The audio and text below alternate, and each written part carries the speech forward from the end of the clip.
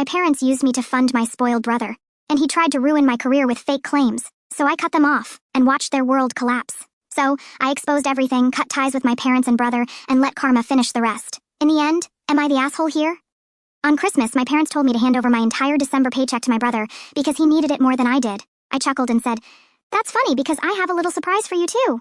Their expressions turned to stone the moment I flipped open my laptop and showed them. Christmas dinner was always supposed to be about warmth, laughter, and way too much food. At least, that's what it used to mean for me. But this year, it became something entirely different.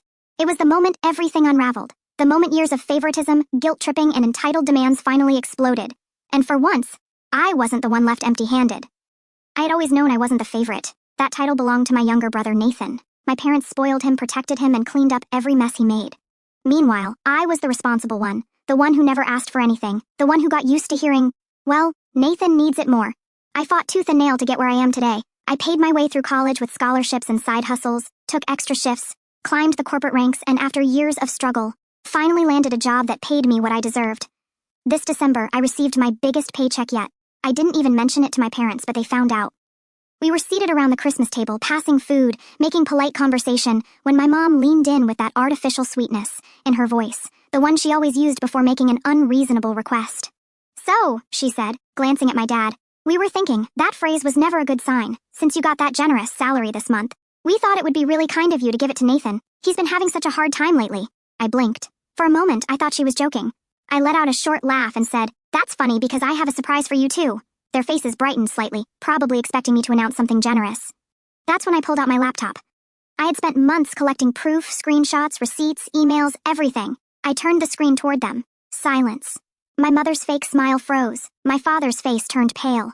And Nathan, up until that moment, had been grinning like he always did when he thought he was getting away with something. But suddenly, he looked like a deer caught in headlights. See, what they never realized, what they never even bothered to ask, was that I had been keeping track. Every time they took money from me, every loan they swore they'd pay back but never did, every so-called emergency that just so happened to benefit Nathan. But that wasn't even the worst part. I had something else, something that would make sure they never tried to take another cent from me again. I took a slow breath, leaned back in my chair and said, "I hope you're ready for this."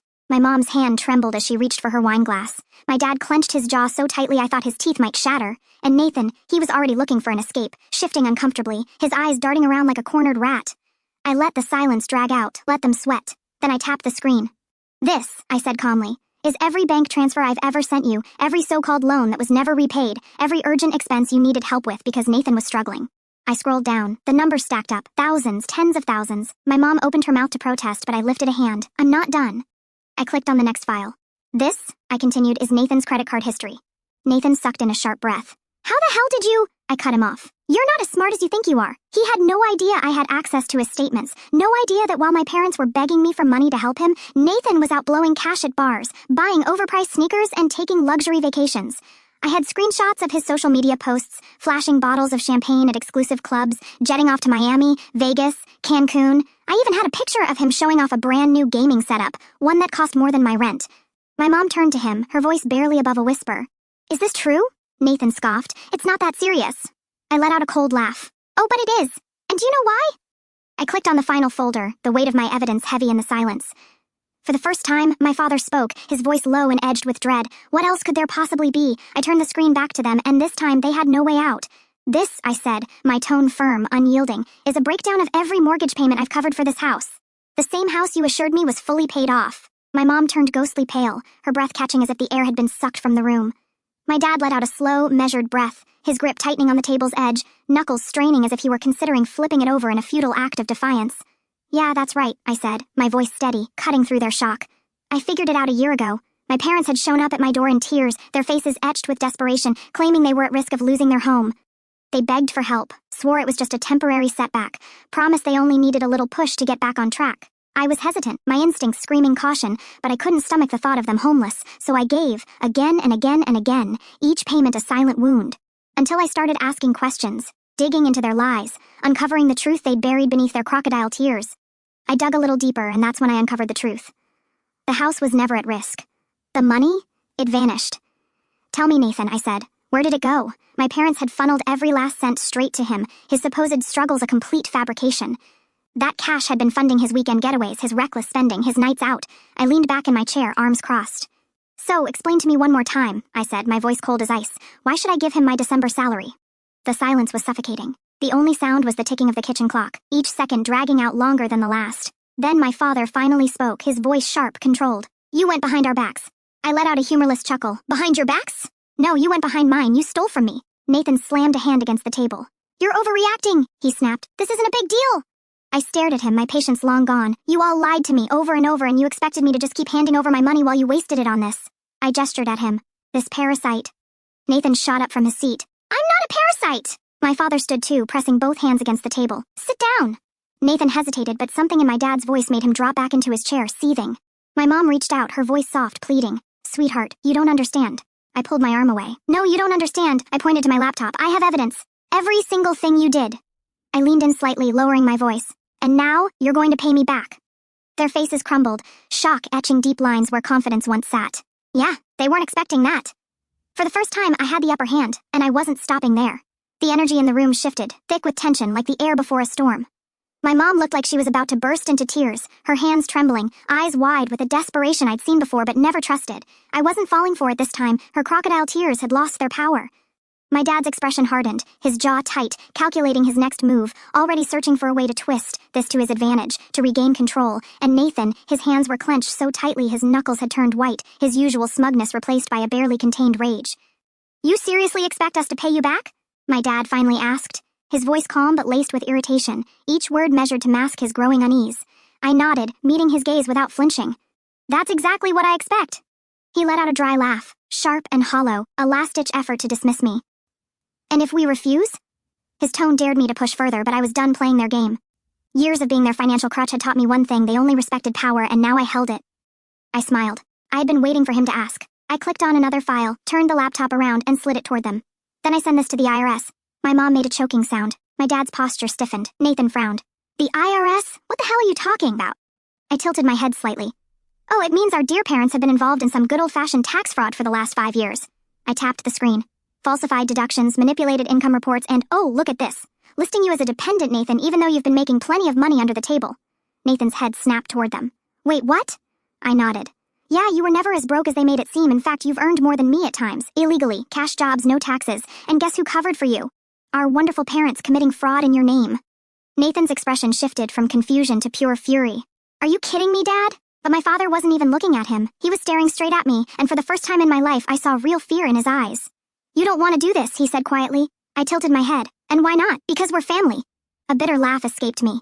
Family? Family wouldn't have drained my finances. Family wouldn't have deceived me for years. Family wouldn't have let me struggle while throwing money at someone who refuses to take responsibility for his life. Nathan bolted upright, jabbing a finger in my direction. Oh, shut the hell up, you arrogant piece of... You think you're better than me just because you have some pathetic office job? You think that makes you more deserving? I met his glare, unflinching. Yeah, actually I do, because I earned it. My mom buried her face in her hands, sobbing. My dad rubbed his temple, his expression unreadable. And then, something unexpected happened. Nathan laughed, a slow, malicious laugh that sent a chill down my spine. You really think you've won? He asked, shaking his head. You think you're the only one with a plan? A bad feeling crept into my gut. What the hell are you talking about? His smirk widened. Guess it's time for my surprise. He pulled out his phone, tapped a few buttons, then turned the screen toward me. My stomach sank. There, staring back at me, was an email from my company's HR department. I scanned it, my pulse skyrocketing. A formal complaint. A serious accusation. Financial misconduct. Claims that I had misused company funds for personal expenses. A setup. A goddamn setup. I looked up at him, disbelief tightening in my chest. Nathan grinned. See, you weren't the only one thinking ahead. My hands curled into fists. You framed me. He shrugged. Call it insurance. My heartbeat thundered in my ears. If my company took this seriously, everything I had worked for, my job, my career, my reputation, could be gone in an instant. And the worst part? I could see in my parents' eyes they knew. They had helped him. This wasn't just favoritism anymore. This was an all-out betrayal. I stared at Nathan's phone, my pulse pounding in my ears. The fake HR complaint, the trap he had set, the sheer nerve of it all. I forced myself to stay calm. Don't give him the reaction he wants. I met his gaze head-on. How long have you been planning this? His smirk widened. Does it matter? You thought you were the only one who knew how to play the game. Guess what? You lost. I turned to my parents. My dad refused to look at me. My mom dabbed at her fake tears, avoiding my eyes. That was all the confirmation I needed. They were in on it. They were willing to throw me under the bus just to keep Nathan afloat. A bitter chuckle escaped my lips. You hate me that much? My mom gasped, her face the picture of innocence. Sweetheart, no, we had to protect him. He's not as strong as you. He wouldn't make it without us. I shook my head. You mean without me? Nathan scoffed. Oh, get over yourself. You act like you're some big deal just because you have a boring office job. I snapped. That boring job is the only reason you still have a roof over your head, dumbass. He rolled his eyes. You really think you're untouchable, don't you? That company doesn't care about you. You're disposable. And once this complaint goes through, you're done. Something in me shifted. For years I had let my family drain me. My money, my time, my energy. I had played the role they assigned me. The reliable one, the responsible one, the one who never fought back. But this was war. I leaned back in my chair, arms crossed. You want to play dirty? I said coolly. Fine, let's play. Nathan opened his mouth, probably to throw out another smug remark, but I cut him off. You didn't actually send that complaint yet, did you? He blinked. What? I smirked. Oh, I know you didn't. It's still sitting in draft mode. His expression faltered before he quickly pulled his phone back. So what? I'll send it right now. Go ahead, I said. He hesitated. I leaned forward. Do it. His fingers hovered over the screen, hesitation flickering in his eyes. And that's when I laughed, a slow, dark laugh. You're bluffing. He scowled. No, I'm not. Oh, but you are. I shook my head. You thought you had leverage. You thought you could corner me. But you don't even understand how corporate HR works. I lowered my voice, letting it carry a razor-sharp edge. Do you really think my company will just take an anonymous complaint at face value? That they won't investigate? That they won't trace it back to its source? Nathan's smirk cracked, his bravado faltering under the weight of my words. I let out another laugh, cold and deliberate. Wow, you really didn't think this through, did you? Nathan shifted in his seat, his fingers twitching as he tried to regain his crumbling confidence. Even if they investigate, he muttered, voice unsteady, it'll still ruin your reputation. I shrugged, unfazed. Maybe, but guess what? I actually have a lawyer. I paused, letting the words sink in. And do you know what's illegal, Nathan? Silence hung heavy, his eyes darting nervously. I smiled, slow and predatory, filing a false claim, defamation, corporate fraud. I leaned forward, my gaze locking onto his. I have receipts, every email, every transaction, proving I've done nothing wrong. If you send that complaint, I will sue you. I will drag this whole damn family down with me. My voice was calm, but the threat was a live wire, sparking with years of pent-up betrayal. Nathan's face paled, his earlier arrogance replaced by a flicker of fear. He thought he could outmaneuver me. But I'd been preparing for this moment, ready to dismantle their lies. I turned to my father. And let's not forget your little situation. His jaw tightened. I tapped my laptop.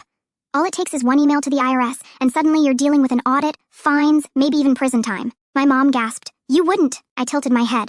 Why not? You had no problem letting Nathan try to destroy my career. Why should I protect you? Nathan slammed his fist on the table. You're full of... I shrugged. Try me. The tension in the room was suffocating. For the first time, they weren't the ones holding all the cards. I stood up, calmly packing my laptop. Here's what's going to happen, I said, my voice steady. You're going to drop this pathetic little scheme. You're going to stop asking me for money. And you're going to pay me back every single penny. My dad scoffed. And if we don't? I slung my bag over my shoulder. Then I burn it all down. I turned toward the door, and then my mother let out a raw, broken scream that cut through the air like a knife. You can't just walk away from us. I paused, then turned back. My father sat rigid, his pride keeping him from begging, but my mom, she knew. She knew this time was different. She lunged toward me, her voice frantic. We're family. We're all we have. I exhaled slowly. No, I was all you had. Then I looked at Nathan, my voice cold enough to freeze the air. And you? You're nothing to me now. Something flickered across his face. Shock, maybe even fear. But I didn't stay to watch. I walked to the door, stepping out into the crisp December air. For the first time in my life, I felt free. I never looked back. A month later, I got a notification. One of the payments I had demanded had been transferred to my account. I didn't reply, I didn't reach out, I focused on myself, on my future, on my peace. As for them, well, a cousin mentioned that the IRS had come knocking. I never sent the email, but someone else must have. Funny how karma works. I walked out of that house knowing this time I wasn't coming back. But that didn't mean it was easy, even though I had finally taken control. Even though I put an end to the endless cycle of being used, a part of me still felt the weight of what had happened. For years, I had been the backbone of that family, and now, for the first time, I was truly alone. But it was better this way. Better to be alone than surrounded by people who wouldn't hesitate to destroy me just to keep their comfortable lifestyle. At first, I braced myself for retaliation. I thought they would try to get back at me, that Nathan would find another underhanded way to make my life miserable, but instead, there was silence. No calls, no messages, just nothing. And that unsettled me more than anything because I knew this wasn't over. Months later, I heard through a distant cousin that things had fallen apart for them. My father did his best to keep up appearances, but with the bills piling up and no money from me to cover the gaps, everything crumbled fast.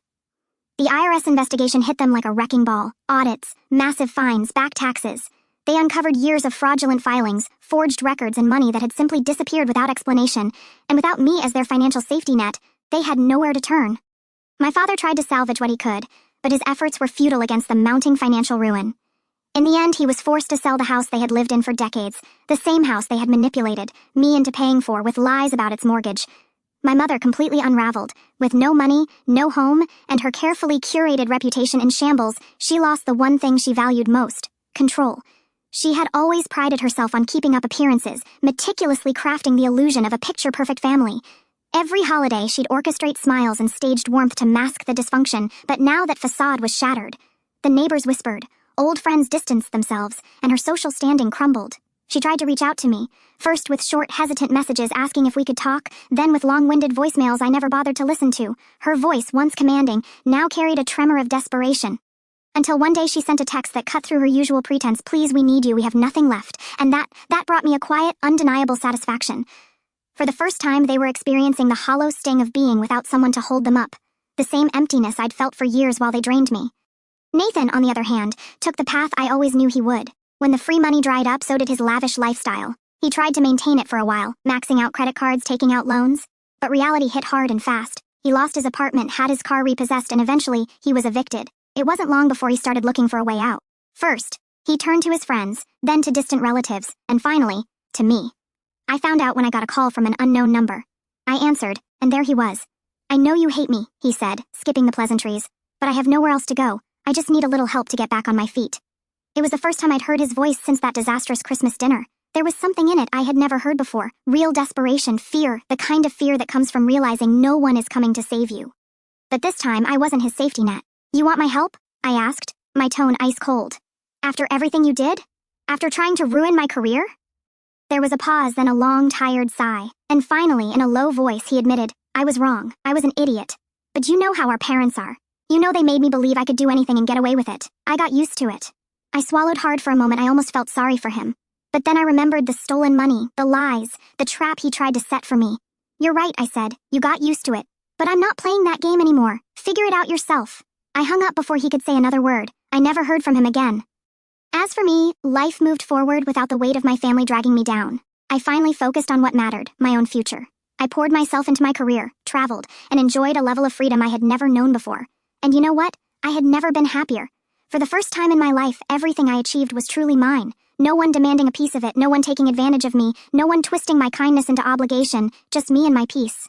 People sometimes ask if I regret it, if I miss my family. My answer is always the same: no. Because real family doesn't steal from you. They don't lie to you. They don't tear you down for their own benefit. What I had wasn't a family, they were parasites, and now for the first time I am free.